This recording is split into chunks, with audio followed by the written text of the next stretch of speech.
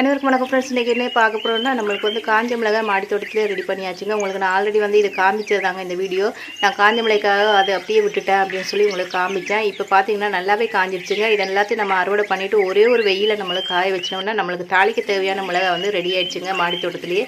இதோ பாருங்கள், இது எல்லாமே நம்ம வந்து இப்போ அறுவடை பண்ணிவிட்டு மறுபடியும் என்ன பண்ணணும்னா, இந்த கிளை எல்லாத்தையுமே நம்ம கட் பண்ணி விட்டுட்டோம்னுங்க. கட் பண்ணி விட்டுட்டோன்னா புதுசாக வந்து தலைச்சு நம்மளுக்கு கிளை வரும். வந்து அதில் ஃப்ளவர்ஸ் வந்து மறுபடியும் காய்க்குங்க. உடனே நம்ம வந்து காஞ்ச மிளகாய் எல்லாமே எடுத்ததுமே செடியில் காய் இல்லை அப்படின்னு சொல்லிட்டு நம்ம செடியை எடுக்கக்கூடாதுங்க. நம்ம கட் பண்ணி விடணும். கட் பண்ணி விட்டால் புதுசாக நம்மளுக்கு வந்து கிளை வந்து மறுபடியும் நம்மளுக்கு வந்து மிளகாய் கொடுக்குங்க.